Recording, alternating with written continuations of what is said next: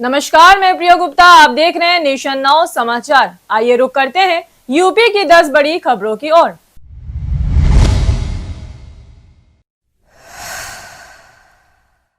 तहसील सदर बरेली के गांव मांझा और पीपल गोटियां की सड़कों पर नहीं, दलदल में जिंदगी चल रही है।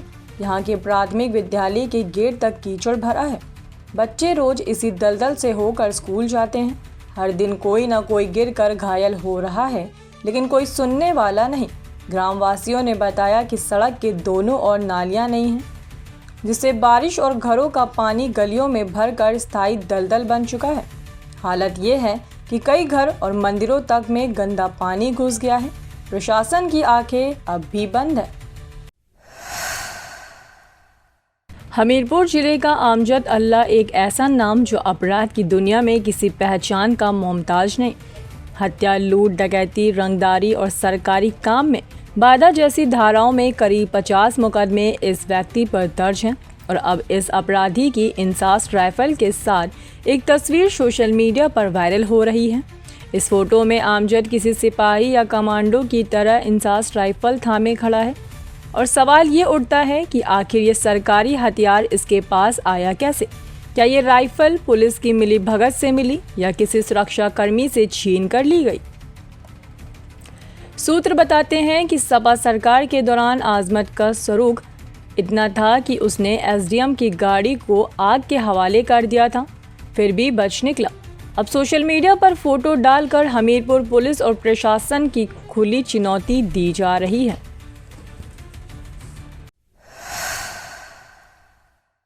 हमीरपुर की सरीला तहसील में तैनात राजस्व निरीक्षक मिथिलेश कुमार का एक वीडियो इन दिनों सोशल मीडिया पर तेजी से वायरल हो रहा है। वीडियो में वह जमीन की पैमाइश के नाम पर एक पीड़ित व्यक्ति से 20,000 रुपए की रिश्वत लेते साफ तौर पर नजर आ रहे हैं। पीड़ित व्यक्ति का आरोप है कि जब उसने अपनी जमीन की पैमाइश करवाने के लिए कानूनगो से संपर्क किया तो पहले तो उसे चक्कर पर चक्कर कटवाए गए और फिर काम के बदले खुलेआम 20,000 की मांग की गई। आरोप यहीं खत्म नहीं होते। वीडियो में कथित तौर पर कानूनगो को रकम लेते हुए कैमरे में रिकॉर्ड किया गया, जो अब पूरे जिले में चर्चा का विषय बना हुआ है। वीडियो वायरल होने के बाद सरकारी महकमे में अफरा तफरी मच गई है, लेकिन अभी तक इस पर कोई आधिकारिक बयान या सख्त कार्रवाई सामने नहीं आई है। झांसी स्टेशन से बड़ी खबर आ रही है, जहां छत्तीसगढ़ संपर्क क्रांति एक्सप्रेस ट्रेन नंबर 12824 में बम की सूचना ने हड़कंप मचा दिया है। बम की सूचना मिलते ही सुरक्षा एजेंसियों ने तुरंत हरकत में आकर प्लेटफॉर्म नंबर 2 और 3 को पूरी तरह खाली करा लिया। ट्रेन को तत्काल झांसी स्टेशन पर रोककर यात्रियों को बाहर निकाला गया और हर एक डिब्बे की गहन जांच की जा रही है। बम स्क्वाड, डॉग स्क्वाड और रेलवे सुरक्षा बल की टीम हर कोच की बारीकी से तलाशी ले रही है। फिलहाल अभी तक कोई बम या संदिग्ध वस्तु बरामद नहीं हुई है, लेकिन एहतियातन सुरक्षा व्यवस्था कड़ी कर दी गई है। रेलवे प्रशासन ने यात्रियों से अफवाहों पर ध्यान न देने और संयम बनाए रखने की अपील की है। पूरे घटनाक्रम पर रेलवे और पुलिस अधिकारी नज़र बनाए हुए हैं और स्थिति पर लगातार मॉनिटरिंग जारी है। हमीरपुर के सदर कोतवाली क्षेत्र में यमुना पुल की कोठी नंबर 2 की स्लैब एक बार फिर धंस गई है। पुल की क्षमता से अधिक ओवरलोडिंग इसका मुख्य कारण बताया जा रहा है। स्थानीय लोगों का कहना है कि पीएसी कर्मियों की लापरवाही के चलते ये पुल बार बार हादसे की कगार पर पहुंचता जा रहा है। पहले भी कई बार इसी पुल की स्लैब धंस चुकी है। इस बार वेयरिंग बदलने के चलते पुल को 48 घंटे के लिए बंद किया गया था, लेकिन उसी के दौरान स्लैब के धंसने की घटना सामने आई। बड़ा सवाल है, क्या प्रशासन अब भी सोता रहेगा? जौनपुर जिले के शाहगंज क्षेत्र में एक बार फिर सामने आई स्वास्थ्य व्यवस्था के नाम पर खुले धोखे की कहानी। राहत डायग्नोस्टिक सेंटर को 13 मई 2025 को बिना वैध पंजीकरण के चलते सील कर दिया गया था। मुख्य चिकित्सा अधिकारी के निर्देश पर की गई इस कार्रवाई के बाद उम्मीद थी कि अवैध संचालन पर रोक लगेगी, लेकिन 23 जून को जब स्वास्थ्य विभाग की टीम दोबारा निरीक्षण पर पहुंची तो पाया कि बिना अनुमति के वहीं केंद्र फिर से खुल गया है। इस मामले को गंभीरता से लेते हुए सामुदायिक स्वास्थ्य केंद्र के अध्यक्ष डॉक्टर राफिक ने खुलने की प्रशासनिक आदेश की अवहेलना को लेकर शाहगंज कोतवाली में एफआईआर दर्ज कराई।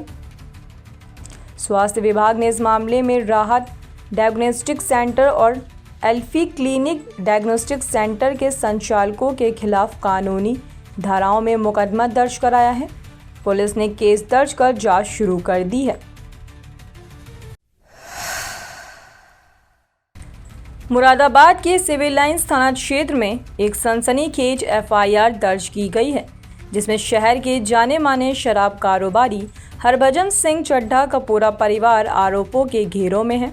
एफआईआर के मुताबिक शिकायतकर्ता गोपाल मिश्रा, जो पहले चड्ढा के प्रॉपर्टी पार्टनर रहे हैं, उन्होंने हरभजन सिंह चड्ढा की पत्नी जसप्रीत कौर, बेटे गुरजीत सिंह चड्ढा, पोते हरवीर सिंह चड्ढा और बहू तमन्ना चड्ढा पर धोखाधड़ी का आरोप लगाया है।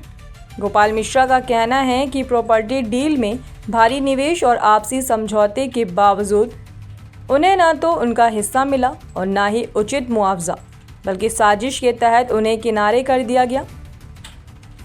एफआईआर में कुछ अन्य अज्ञात लोगों को भी आरोपी बनाया गया है।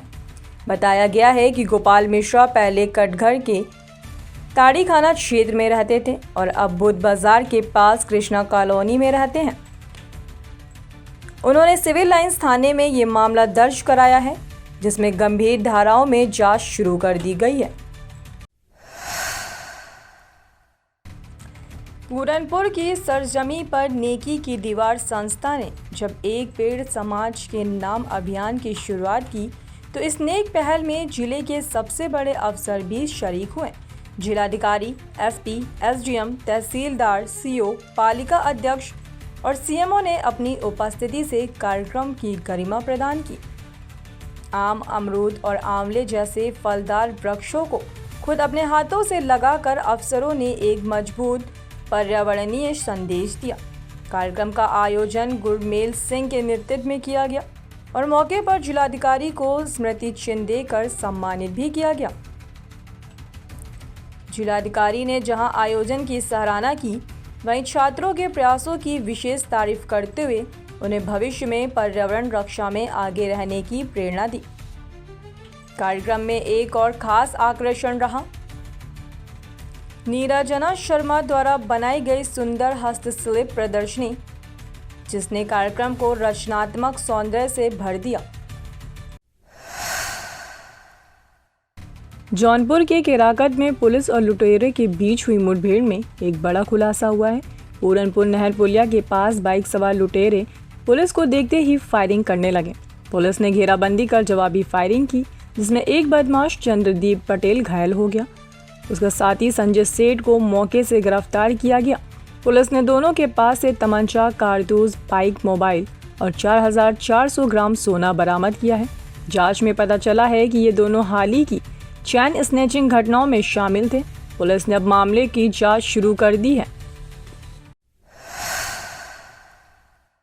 कानपुर देहात के भोगनीपुर तहसील के मोहम्मदपुर गांव में बीती रात एक सनसनीखेज वारदात सामने आई। चोरों ने गांव के 2 घरों को निशाना बनाया और करीब 60 लाख रुपए के जेवरात लेकर फरार हो गए। पहला घर है राजेंद्र यादव उर्फ का, जहां से करीब 50 लाख रुपए के गहने चोर ले उड़े। वहीं दूसरा मकान कमल सिंह उर्फ नीतू यादव के यहाँ 10 लाख रुपए के गहने की चोरी की गई है। राजेंद्र यादव के मुताबिक रात में घर के सभी सदस्य ऊपर छत पर सोए हुए थे। सुबह जब नींद खुली तो देखा कि अलमारी के ताले टूटे हैं और सारा सामान बिखरा पड़ा है। लाखों के जेवर गायब थे। परिवार के लोगों ने तत्काल पुलिस को सूचना दी। पुलिस मौके पर पहुंची और फिंगरप्रिंट व सुराग जुटाने की कवायद शुरू कर दी। हालांकि अब तक चोरों का कोई सुराग नहीं मिल पाया है। मोहम्मदपुर गांव में इससे पहले इतनी बड़ी चोरी कभी नहीं हुई, जिससे ग्रामीण दहशत में हैं। लगातार 2 दिनों में 2 चोरी की घटनाओं ने यह भी साबित कर दिया कि चोर बेखौफ हैं और पुलिस लाचार। अब देखना है कि क्या कानपुर देहात पुलिस इस 60 लाख की चोरी का खुलासा जल्द कर पाएगी या फिर ये मामला भी बाकी मामलों की तरह फाइलों में दब जाएगा। तो ये थी यूपी की वो 10 बड़ी खबरें जो आपके लिए जानना जरूरी था। अगर आपने अब तक चैनल को सब्सक्राइब नहीं किया है तो अभी कर लीजिए, क्योंकि हम लाते हैं आपके लिए हर खबर की असली परतें, तेज सटीक और बिना लगा लपेट के।